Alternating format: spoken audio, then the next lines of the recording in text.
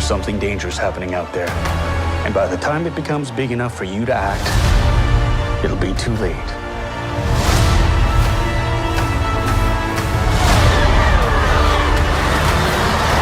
Hang on, kid. Hello? This is where the fun begins. Hey there guys, Unofficial Star Wars here. Hope you're all doing well and welcome to my The Mandalorian Season 3 Episode 3 review / breakdown / things that you might have missed and Easter eggs video. We of course are going to go ahead and hop right on into it. Before we go any further, of course, yes, it should go without saying that there are spoilers ahead, so if you haven't already seen it, the latest episode of The Mandalorian, click off the video now and go check it out. I'd also like to quickly mention how this is the longest episode of The Mandalorian to date.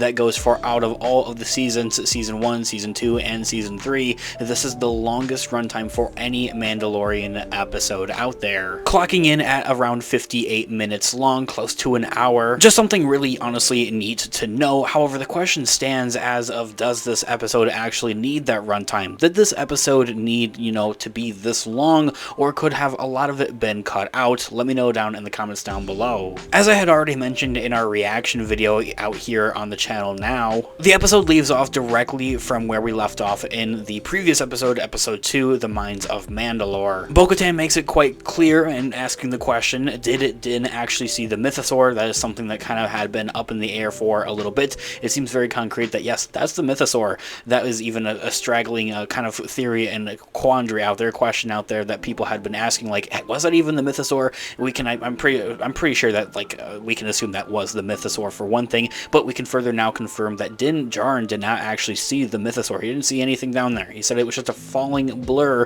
until he fell at the bottom, and from there maybe was kind of like out cold there for a couple of minutes until Bo had of course brought him back to the surface. I have my fair share of Star Wars theories, out there, Star Wars fan theories out there. Those are all kind of theories I'd like to delve deeper on into in separate future videos here on the channel in the future, so subscribe to the channel if you haven't already to be notified for when those videos are coming out. However, I already wrote one down and how it goes into the likes of how Bo-Katan, as we saw towards the end of the episode, how Din brings Bo-Katan to his covert of where the Armorer is and Paz Vizsla is. All these Mandalorians, a part of that Mandalorian creed, that don't like to take off their helmets, of course. Will Bo-Katan challenge for the Darksaber at the covert potentially in the next episode? The next episode, episode 4, is the midway for the season already out of 8 episodes, so they could honestly do something like that, a little bit climatic, of where we see Bo-Katan challenge for the Darksaber from Din. She's feeling confident, and she's feeling having that courage is something I had mentioned in that reaction video, and also in our preview video of how I kind of thought about how I think that Bo-Katan was building up that courage to want to actually challenge Din for the Darksaber. He doesn't know how to use it whatsoever, and that she has very good odds of actually winning it and taking it over and reuniting the Mandalorians and everything like that. However, I think that the big plot twist that very well could be is that Mando will come back riding the mythosaur tamed with the help of Grogu to reclaim the throne of Mandalore. Maybe he does feel that he is fit for that leadership role and for wanting to learn more about the Darksaber, how to weld it, how to use it, and everything like that. Anyway, of course, as I had mentioned, I want to talk about more about this in a separate future video here on the channel, delve deeper on into that and everything like that, so stay tuned for that by hitting the subscribe button and that notification bell to be notified for when that video comes out. Strangely and oddly enough though, however, this episode of The Mandalorian wasn't all that much about the Mandalorian. We see a lot of Dr. Pershing throughout this episode, which of course at first felt weird. I'm sitting there like, yeah, this is cool and all, but like, when are we gonna get back to Mando, Bo-Katan, and Grogu? And honestly, having a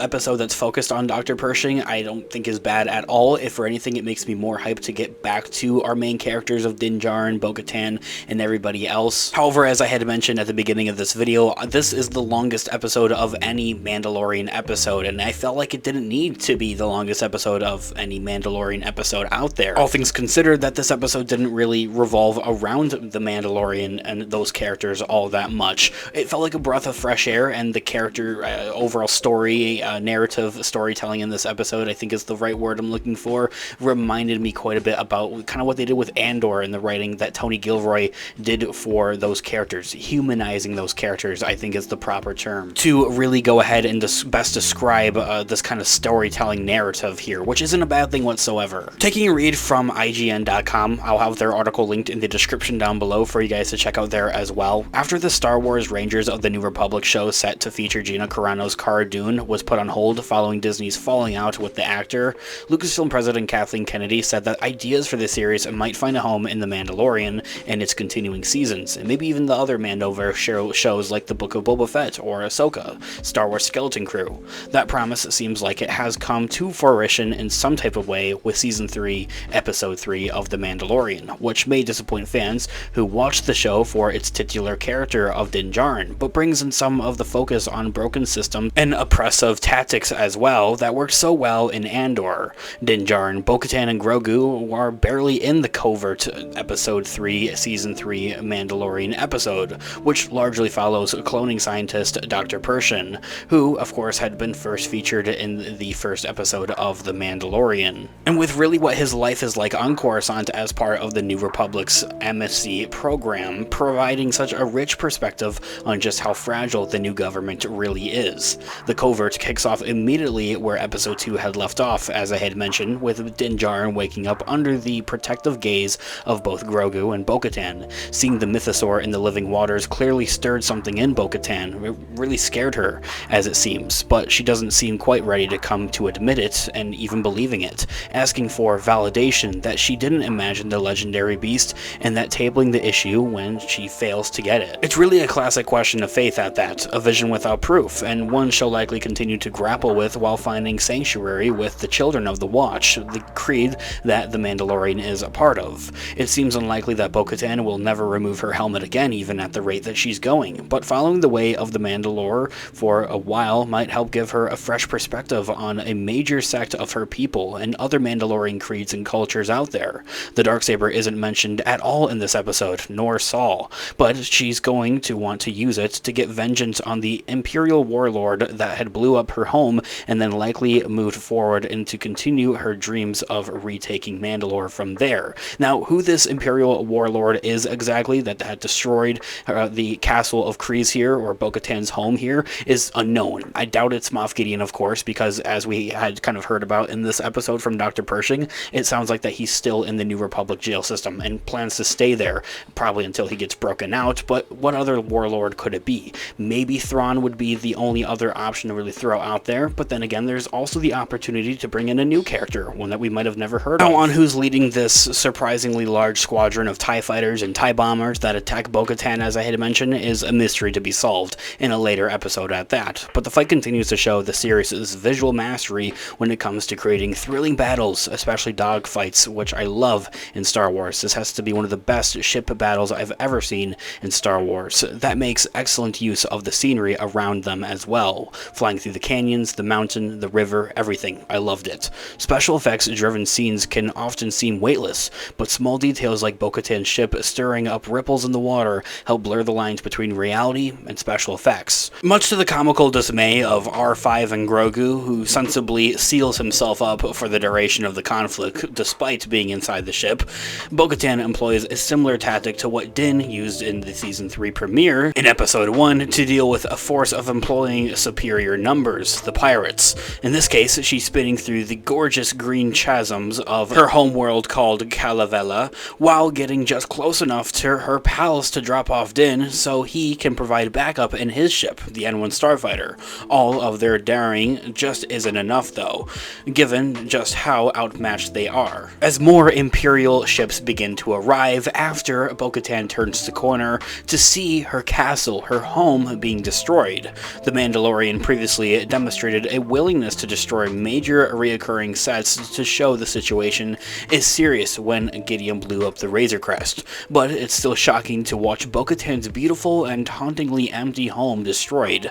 It's a blow that makes it very understandable why she almost charges into an overwhelming force seeking vengeance before Din was able to persuade her to retreat and come back for a better time with more, potentially. Given the rest of the episode, it's entirely possible that Gideon could be the one that is responsible for this attack and for this destruction, thus making him this Imperial warlord, although I've already discussed this a little bit. I don't think it is him. I think that we're going to be seeing him, break breaking out of jail and everything like that, I don't think that he's just going to randomly appear and start blowing things up. Most of this episode, the convert, follows his former lieutenant, Dr. Pershing, who helped Din and his allies rescue Grogu from Moff Gideon in Season 2. It's a clever touch that, when alligated, Pershing tugs on the ear that was injured by Cara Dune on that mission even. Because The Mandalorian takes place in the Outer Rim, for the most part at least, the presence of the New Republic has been fairly lightly felt, as they would be closer to, the Mid-Rim, where Coruscant is, and all those more major systems would be, where more people would live as well. But this episode is set to the symbolic, if not literal. We're reminded of that center of the galaxy, on Coruscant, a beloved planet from the prequels, and both tonally and aesthetically more closely mirrors an episode of Andor, as multiple episodes of Andor are taking place on or visit the planet of Coruscant as well at the same time. It seems that these characters, who have expressed reticence about letting the New Republic have too much control over their affairs, have the right of things, because the new government is clearly struggling for that control, that willpower that the Empire and that fear that the Empire once had and brought. A gathering remnants of one of Mon Mothma's parties is full of preening aristocrats who don't really see a difference between the New Republic and the Galactic Empire. They just feel simply controlled, and that is kind of how they seem.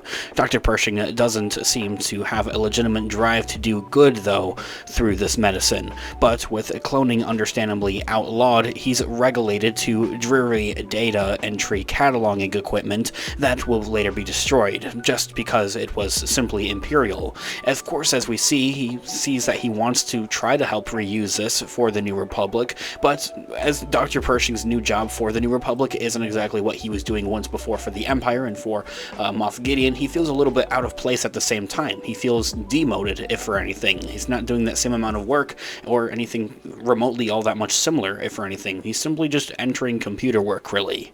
While this episode doesn't capture the truly oppressive horror of Andor's systems, Dr. Pershing's parole meetings with a droid make it clear just how badly the system is failing by focusing on protocol rather than taking the time to understand the real motivations of its people. It's a critical remnants of the divide in the good place. We also see that Dr. Pershing is tempted to break from his dreary routine by Gideon's former communications officer, that they're being named Elia Kane. They're reunited at a gathering of other members of the Amnesty program, reminiscing about the things that they missed but shouldn't. It feels like a more subdued version of the drink shared in the Imperial base in the Believer episode from Season 2, between Bill Murray's character and the Imperial officer. And even then, it's a reminder of just how many people had served the Empire and how challenging it is to separate those who had no choice from those who feel that they did no wrong. There's a bit of a barb to the note that the Empire wouldn't have let this many potential enemies congregate together. That only becomes a sharper at the episode's resolution towards the conclusion. Elia works on Pershing slowly and patiently, taking him out to see a whimsical version of Coruscant filled with buskers, glowing ice pops, and polite but seriously security droids, which is something that Dr. Pershing's overly scared of. The city planet has always been one of Star Wars' most visually impressive settings, and it comes to life here in more vibrant neon skyscrapers and trains that move through the air like giant eels. The lonely mountain peak Pershing tries to touch is a poignant look at the power of a civilization to bend the world to its will. It's clear rather early on that Elia's motives aren't what they seem to be exactly, but it's a weird ride to follow her plays, seeing the world from Pershing's perspective as he assumes everyone is suspicious of him. Contracted with Elia's casual way of breaking the rules builds tensions and demonstrates just how much she's in control of the situation overall. Pershing's passively makes it easier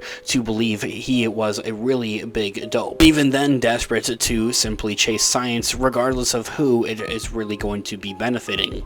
I had assumed Elia was going for a longer play that would involve getting his research even, but the actual outcome of the episode is even more harrowing, showing the way the New Republic's law enforcement and rehabilitation system can be hijacked from the inside out.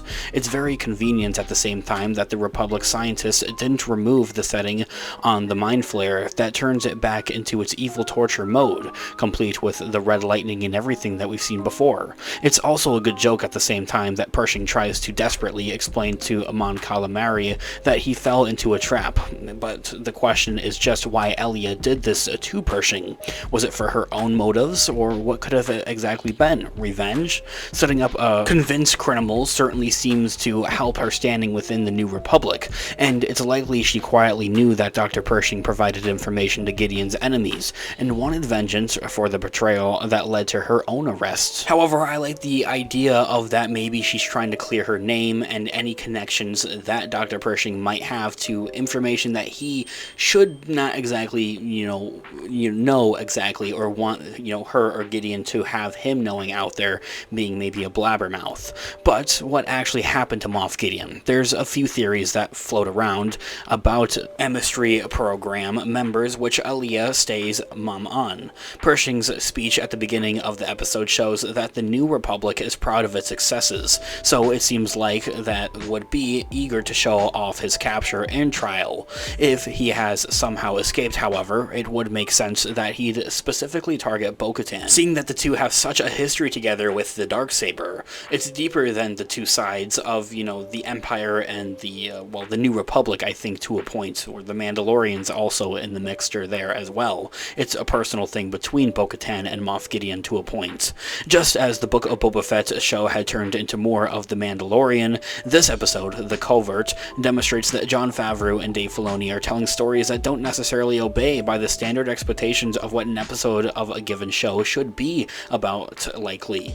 We'll also likely learn more soon that exactly this detour was, and what it was for and everything like that. What was it setting up besides delivering, more backstory and fascinating look at what's happening to the corridors of the galactic power and the upbringing of the New Republic. From there, that is where the article concludes, and as I had mentioned at the beginning of this video, I have this article linked in the description down below for you guys to check out there as well. It's overall very interesting, the whole thing going on with, Dr. Pershing and Moff Gideon and how that all kind of ties together. I think it kind of feels like it makes sense to a point, but I think it's definitely something that we'll see play out hopefully by the end of the season. Fingers crossed for that there, of course. The whole idea of Bo-Katan, going for the Darksaber and challenging Din Djarin is something I'll talk about in a separate video here on the channel, so stay tuned for that by hitting the subscribe button and joining us here on the channel today. I would love to hear all of your thoughts and opinions in the comment section down below. What did you guys think about this Mandalorian episode? What are you expecting to see going forward? I would love to hear all of your thoughts and opinions in the comment section down below. Of course, this has been Unofficial Star Wars. Thank you so much for watching today's video. I'll catch you guys in the next one. Have a great one, guys. May the Force be with you as always. Peace out.